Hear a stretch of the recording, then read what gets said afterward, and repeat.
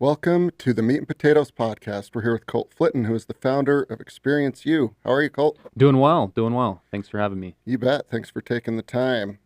And we've exchanged emails over the years, and I made that connection today, but you're off doing something completely new than the old emails. But it is fun to go back through the inbox and see. It also shows that we're getting quite a bit older. I know. But what are you up to these days? Tell us about Xperience-U. Yeah, so founded Xperience-U almost a year ago, with really the purpose of providing a platform to allow doctors, practices to really better engage, communicate, and educate their patients.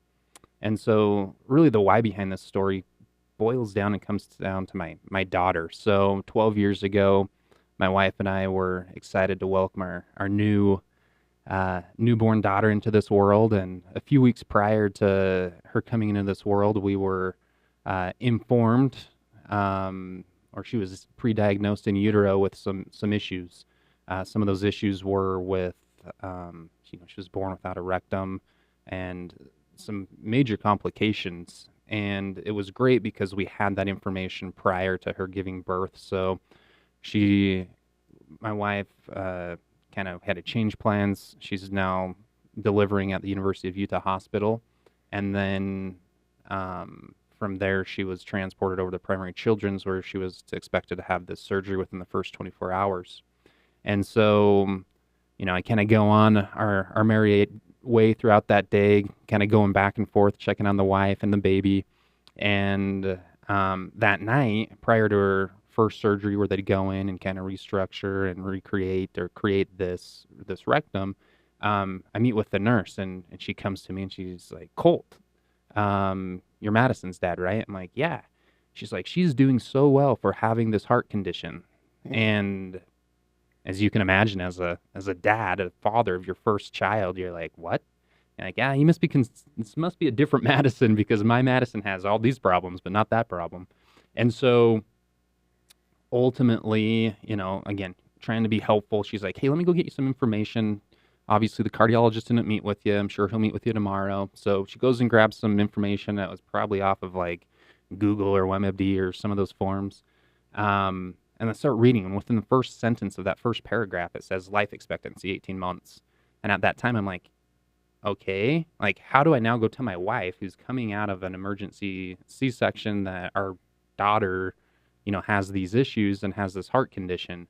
And so, as you can imagine, as a father, those next 24 hours prior to meeting with the cardiologist were pretty overwhelming. And so, the next day, we finally meet with the cardiologist. I give him the information, and kind of trying to wrap my head around like what this outcome looks like. And so he looks at me a little puzzled after looking at the information. He's like, "Yeah, she has a lot of these things, but she'll live a normal, healthy life. It will require open heart surgery at 6 to 8 months, but she may have some surgeries down the road, but ultimately, yeah, she'll live a normal, healthy life." So going through that roller coaster, and then after talking to the cardiologist, I'm like, does this happen often, as far as like this type of misinformation? And he's like, "Unfortunately, yeah, like we don't have a platform or solution to really control that narrative."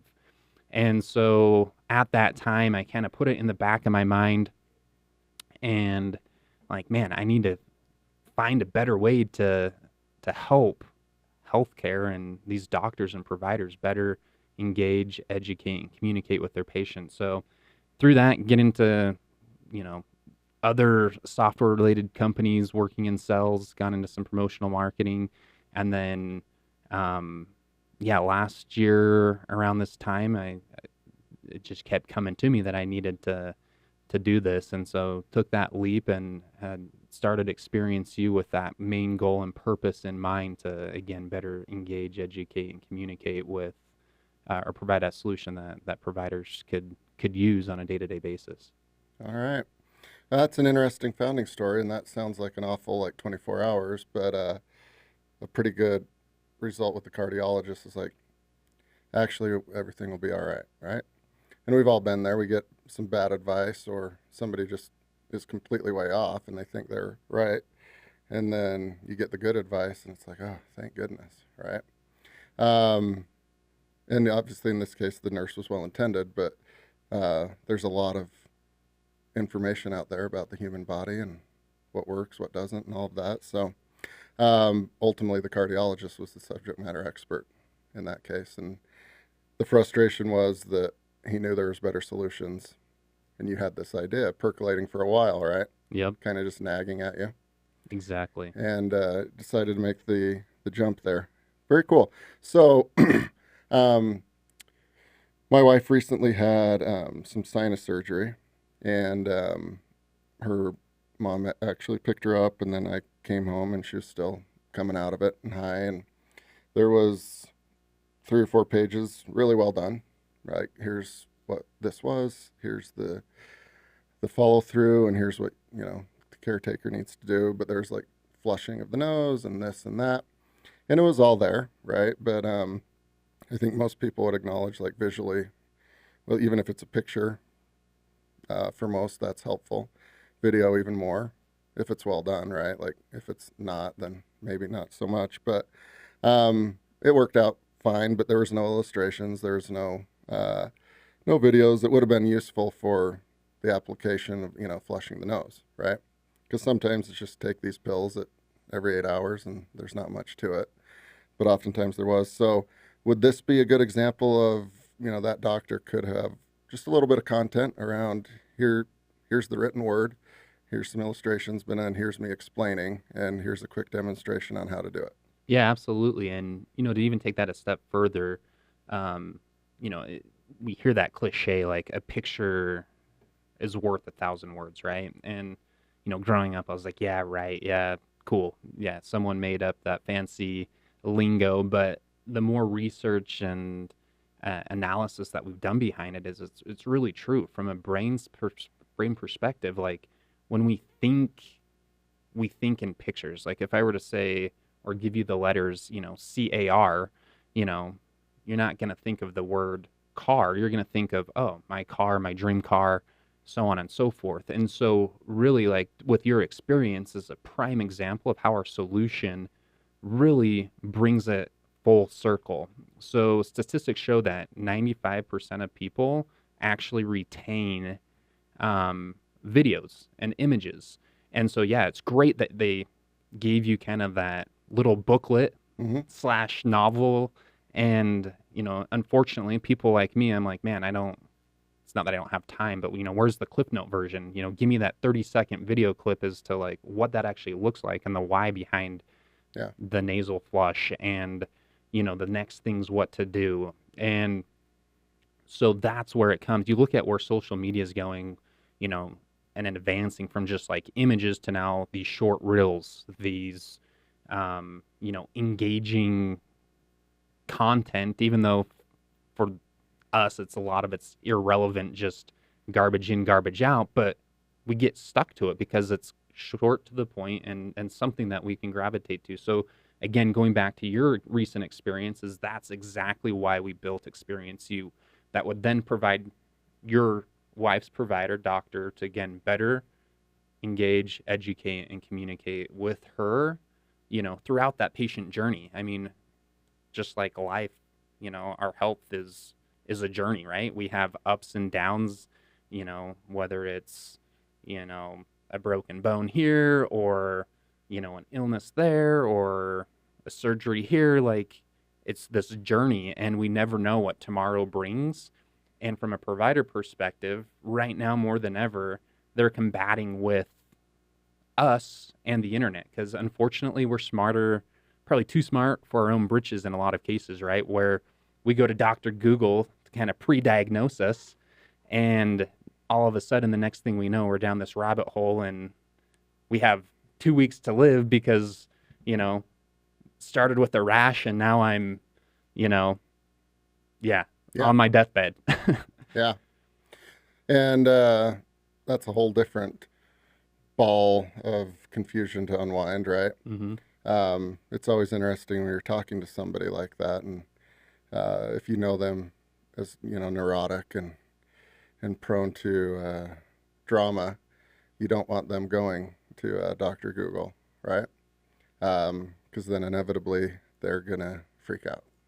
Exactly. And it's funny because that you mentioned that because ultimately, like, I used to not think this. I was like, oh yeah, I think we all know someone that's that hypochondriac that's like, oh no, like the world's doom and gloom. But I think we all have a little bit of us of that in us to the point where it's like, hey, if I'm diagnosed, like I want to know what that looks like, or man, I have this rash and it's not going away. And then all of a sudden, the next thing you know, we're going down these multiple different rabbit holes when we haven't even been officially or formally diagnosed with anything, right? So it's an interesting world we live in when it comes to healthcare and just that overall engagement. So Yeah.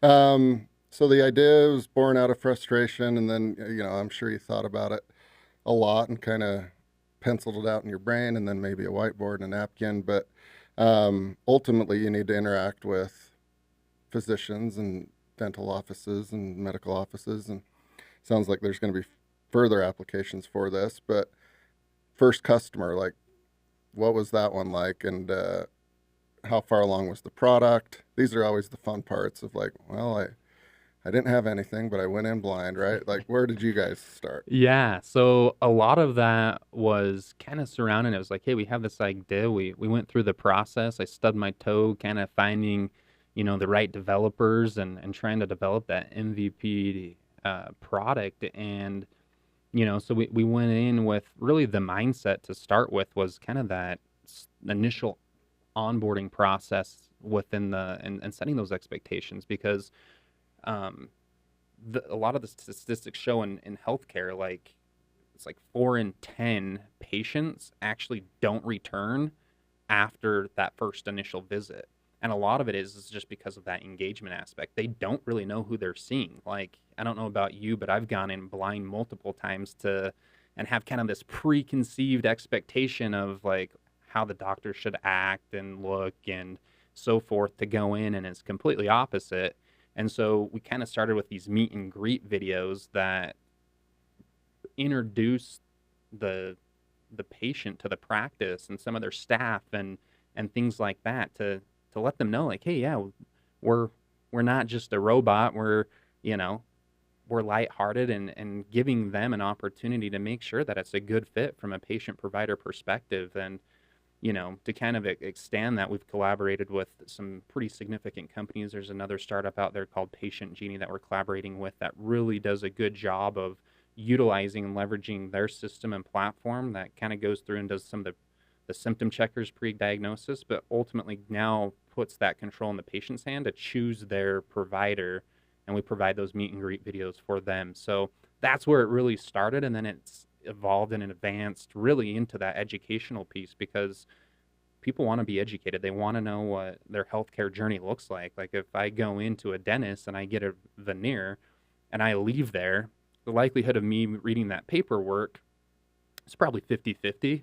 For me, probably lower. But um, if I'm now sent that video and I know like, oh, I can't eat these foods because it's going to break or damage that veneer if I eat a hamburger, then okay, cool. I'm not going to go eat a hamburger. But if I don't know that and I'm going to a lunch appointment, I'm like, oh, yeah, I'll have a hamburger. And then the next thing I know, everything that was done up to that point now needs to be redone.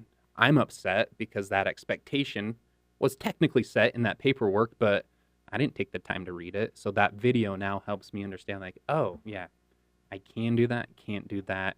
This is what that extensive treatment plan looks like as far as helping me get back on my feet as quick as possible, but also understanding like, yeah, the things I can and can't do in that process to heal the quickest, right? So Yeah, because I imagine most people, they've been to the doctor, and you have any questions? No. Okay, see you later. Not any follow up, no paper, nothing.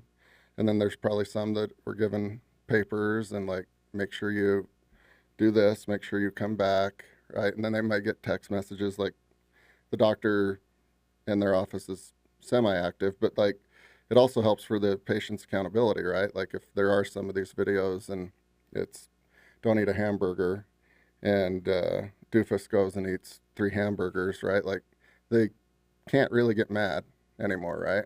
Because there's accountability on both sides. yeah, absolutely. And where our solution comes in play specifically on those things because now, one, we can see if they've watched the video. So there's some analytics and statistics behind what we're doing as well.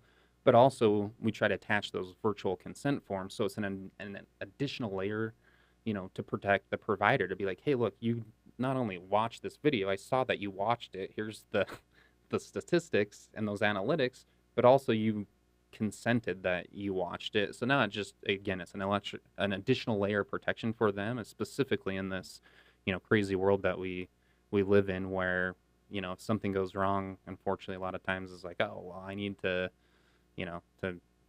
avoid litigation or any of that type of stuff, potential malpractice and such. It just more or less protects, the doctors from any of that happening. Yeah. Because we've probably all heard the stories as well of, patient leaves and let's just make it up, like, don't lift heavy boxes for 3 days, and they go and move couches, right? If the doctor didn't tell them that, then you could, maybe go a little bit negative and think the doctor is doing that on purpose because they'll just have to come back and get more money, right? But I'm not saying that happens, but with this one, it would be verbal, written, and then the video, and the doctor would know, like, if they've watched it through the analytics. They end up coming back like, what happened? Oh, I moved a couch. Well, all right, let's not do that again. We'll get you fixed one more time. But I would imagine the physicians and the clinics that have this, it's one more kind of sales tool for that bedside manner where the patient's happy and they don't need to go back until the next year or whatever, but they probably think it's great customer service. Is that correct? Yeah, absolutely. Because now all of a sudden, like, again, if I'm educated and I know exactly, step by step that process, but also, like, again, knowing those expectations, whether it's post exam or pre, like, all of a sudden now, like, it's significantly different. I mean, prime example, my dad, he's a podiatrist, foot and ankle surgeon, and his goal and objective is to see as many patients as he can. But a lot of times, in the traditional model, what happens, you go and now all of a sudden you go into the exam room, the nurse comes in, asks you questions, 5-10 minutes later, the doctor comes in, asks the same questions. Now all of a sudden you're 10-15 minutes into this half an hour appointment where, like, you haven't even got to the meat and potatoes as to why you're even meeting, right? And then usually what happens, you come prepared or think you come prepared with questions, and then you get sidetracked, and next thing you know, you leave, and it's another 3 days to get those questions answered because it's this massive game of phone tag. Yeah. Where now all of a sudden, okay, like in this case with my dad, he can send you out that video of, let's say, a bunion and say, hey, look, this is what a bunion is. Here's the terminology I'm going to use. And more importantly, here's questions I'm going to ask, and here's questions that you should consider asking. He's the expert. He's seen who knows how many of hundreds, if not thousands, of bunion cases over his career that he knows what to expect, where he can lead you on that journey. So now I come in and I'm like, hey, tell me a little bit more about these questions. Like, you said this, like, tell me a little bit more. Now all of a sudden, like, I'm educated, and then, it's continual. And then they can utilize it from a marketing perspective as well, right? Like, every fall, like, when the seasons change, like, I feel like I kind of get out of whack, and, it gets darker earlier, and there's not that vitamin D out there, and you kind of get into that kind of, for me personally, that more or less like depression, where it's like, oh man, it's kind of doom and gloom out there.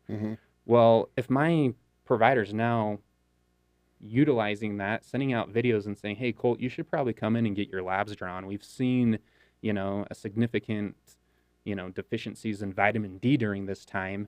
Like, let's at least get your labs drawn and see if that's the case, because if we can put together, whether it's through vitamins or this, that, or the other, a routine or regimen that's, going to get you back on track quicker. And now all of a sudden it's proactive. And yeah, I'm the type where I don't go to the doctor unless I'm on my deathbed, right? And same with the dentist. Like, unless I, like, my tooth or my mouth is in pain, like, I'm not going to go to that. But I would go if they were educating me and making it top of mind, be like, hey, this is why you need to come get your teeth cleaned. Like, it's that simple. Yeah. And now I'd be doing it. So there's multiple use cases for this. I just had an interesting conversation actually this morning with a dentist, oral surgeon that we just onboarded that does wisdom teeth. And his goal and passion is to fix this pandemic of opioid use. And it starts a lot of instances with, and especially these teens, just by going to get their wisdom teeth out. That's when they're first exposed, and they're not educated on the harm that these drugs can cause. And the next thing you know, like, it leads down that slippery path. So again, there's multiple use cases here as to how our solution really enhances their practice by allowing them to go back to really those three pillars of engage, educate, and communicate. Yeah. Yeah, I was kind of focused on the post transaction, but it seems like there's just as much value in the pre communication and transaction, because it's obnoxious. I've gone in and said I'm not filling out any paperwork. I just want to talk to a doctor, right? And they look at me like I've got a third eyeball in my head, right? Exactly. That's the way it used to be. But the repetitiveness of like your dad's practice, it sounds like he knows what a typical day is going to look like for the most part, right? Mm-hmm. It's ankle and foot. Nobody's going to come in with like a brain tumor, right? So the content can easily be curated, and they know they're the subject matter experts. Yep. Very cool. Exactly. And let's jump ahead. You've got a couple of customers. Now you've got to decide on pricing and make sure the tech stack's working, all of that, right? This is a short podcast. We can't get into every hurdle for entrepreneurs, but how did you guys kind of figure out the business model? Yeah, I mean, it was a lot of trial and error, and it probably still is. We're still trying to do that, and as our technology evolves, it's kind of like Facebook or some of these social media platforms. They look significantly different today than they did when they initially started, right? And so, our goal and objective is to provide a viable and valuable product to our end user. And so it's still kind of a work in the process, but the way we did it is it's a SaaS model. So subscription based, we have three different plans or tiers, starting at that $89 kind of entry level package all the way up to $299 for, the more advanced types features. And really where that comes into play is with, that content and how much they want or need. And that's where a lot of it's based off of. We have built-in capabilities from a text messaging standpoint to where, they can leverage that service within, but the cool thing about our solution and the way we built it was to really complement what they're using from like an EMR system, EHR system, or communication system. A lot of them already have built-in texting to whatever platforms they're using. So we're not there to rip and replace or, to do that. It's just through our system they can now download that information. It's just a shareable link that can then be sent out utilizing any system. So really our core is that content management, content editing, where we build out those custom videos specific to their practice. So again, now they're the voices and that narratives in their court rather than out there on the web with Dr. Google or whoever we look for those viable solutions. So interesting. A lot of problems will percolate up, and you guys will just solve those, right? Like that's the part of you guys. That's the joy. Again, kind of going back to that mission as the why with my daughter and that experience is to avoid those types of misinformation, throughout the patient's journey. So, yeah. If you're a seafood salesman, I imagine you're driving around and you see a seafood restaurant. You're like, that's a customer. That's a customer. Like in your guys' industry, you're driving around dental office, doctor's office. Should I stop and talk to him? Right? Like my cousin's a dentist, and I've been in an office a few times where these guys will just drop in, right? And sometimes it's announced, sometimes unannounced, sometimes it works, sometimes it doesn't. But whatever it is, right? They're selling them something. I'm always interested in like these gigantic markets, right? There's hundreds of thousands. Yep. How do you guys get in front of these people? Is it top down, bottom up? Like it's a lot. Yeah, it is a lot. And that's the hard part, right? Because when you're dealing with these types of industries, specifically healthcare, like it's around the clock 24/7. They're bombarded. They're trying to provide top-notch service to their patients. And a lot of times they just don't have time to meet, right? So we do, you know, schedule on a schedule, those drop ins and so forth. That's part of a small part of our marketing strategy. The majority of our marketing strategy, though, is through strategic partnerships that, these, whether it's a dental lab, we have a strategic partnership with a local dental lab, Diamond Head Dental, and they have a number of clients, so we leverage them and their client base. We have this strategic partnership with Patient Genie and many others, and so that's really where, from a marketing perspective and go-to-market strategy, is it's really been a lot in the kind of building out that reseller channel program and initiatives, because they have the relationships to where they're probably already in front of their clients, at least hopefully once a month, but to be able to collaborate on, some of these campaigns and different things like that. That's a huge focus of ours, is really that collaboration and providing that experience. So, Yeah. And what works outside of like the strategic partnerships, because that's always a good entry point. But just if the drop-ins or the appointment settings, because a lot of people face these same solutions. So is there anything that you guys have found that works? Do you butter them up with some cookies? Um, any little hacks that you found? yeah, I mean, what's the saying? The quickest way to someone's heart's through food, right? So, yeah, we try to do like a lot of lunch and learns, and when we drop by, we always make sure there's some sort of goodies involved, from that perspective. So, um, yeah, it's funny. We've given out these little chocolates, like those little mint truffle type things, and it's funny. Like, we've had people that we've dropped them off to that have called to schedule an appointment with us because they want more chocolate. Not so much probably even for the solution, but because of the chocolate. So, yeah, we try to get creative on that front, but it's Yeah. Well, your customer acquisition cost would be glorious then if all it is a $5 bag yeah, of chocolate mints. that's right. As I sit here, right, like I'm not in the struggle like you, and uh, I don't. When this podcast ends, you'll get back in the saddle, and I'll go do something else. But I kind of see some other markets where this would be applicable, right? And if I'm seeing that, I'm sure you see it 1,000 times a day. But you can't be chasing shiny objects all the time. So you, as like founder, CEO, where are you going to focus and maintain some semblance of like, we got to nail this first and then we'll go. Yeah, yeah. I mean, that's a great question. And it's kind of one of those things that keeps me up often at night, right? Because it's like I'm the type that I don't want to leave, any stone unturned as far as like potential revenue and such. But at the same time, like it's easy to see those shiny toys and be like, oh, and then all of a sudden, the next thing you know, you're going down multiple different rabbit holes and you're okay at everything and not good at one thing. So right now, our main core and focus is that of healthcare. And, down the road, we have kind of a roadmap as far as different verticals and industries, whether it's real estate. There's other things that we're looking to do as far as advancing our platform, right now. And this is a completely another topic for another conversation, but, the advancements with AI and some of that unique technology that's out there,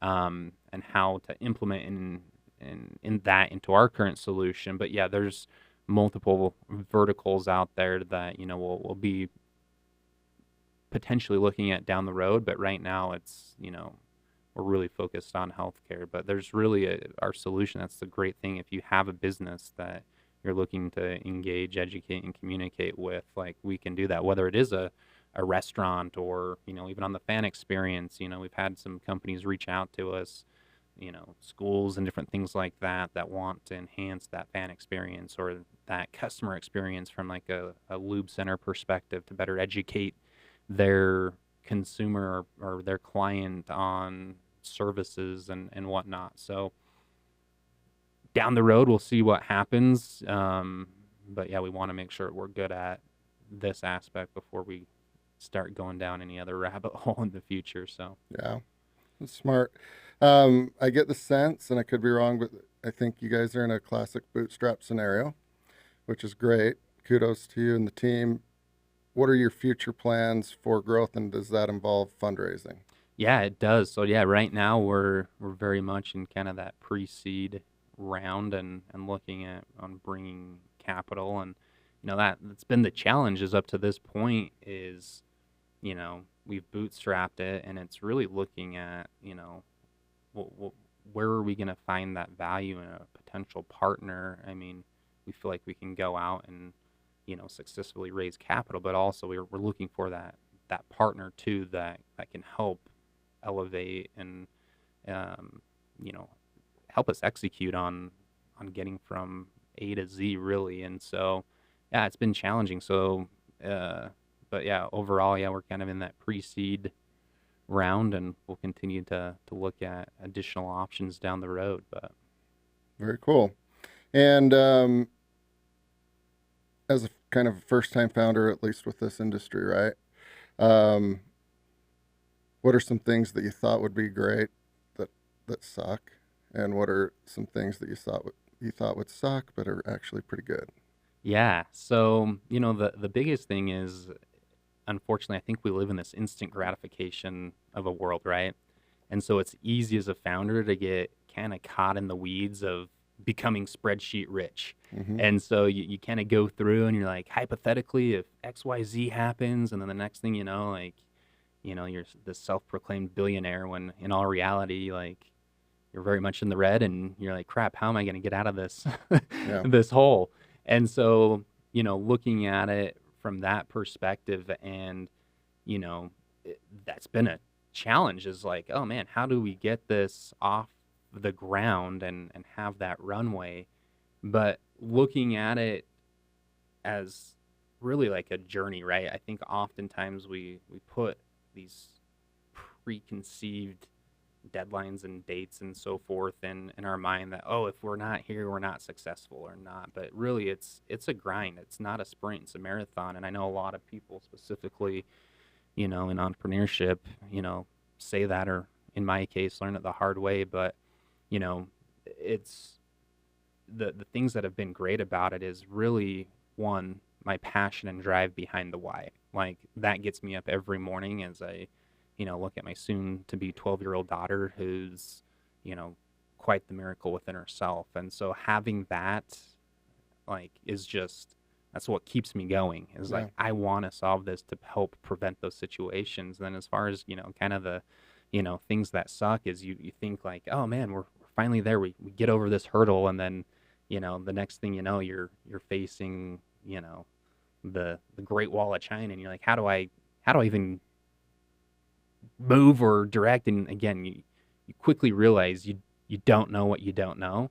Yeah. And in my instance, like, I realized I didn't know and still don't know a lot, but fortunately I've been able to surround myself with good people, good partners that see the vision, and that when I do slip or fall or stub my toe, they pick me up and help me, point me back in the right direction. So Which is always nice. I love, hearing these stories, and I love when the solution came from a personal problem. And I think there's in this example, right? You've got the end user that would say that's a good idea, and then you've got the proprietors and the people that'll pay you money. That's a good idea, right? So if you're uh, a dental office or a medical provider, where your uncle is, tell them about Experience-U, right? Like, spread the word. And if you think your doctor, your physician should use this, give them the old, here's this company, and you should take a look at it, because this is free marketing right now. absolutely, absolutely. Very So cool. Well, congrats to you and your team, Colt. Cool story, and look forward to whatever you guys do next. I'm sure it'll be fun and productive for everyone involved. So thank you.